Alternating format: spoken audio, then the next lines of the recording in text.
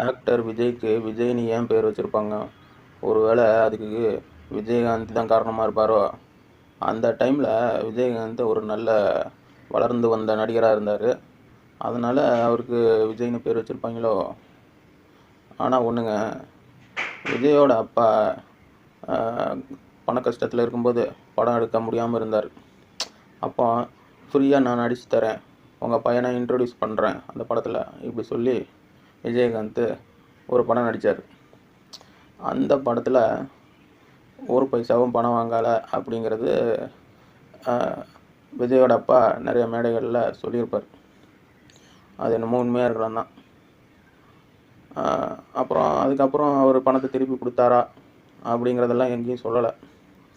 ஒரு சிலர் கொடுப்பாங்க, ஒரு சிலர் திருப்பி கொடுக்க மனம் இல்லாமல் கொடுக்காம கூட இருப்பாங்க.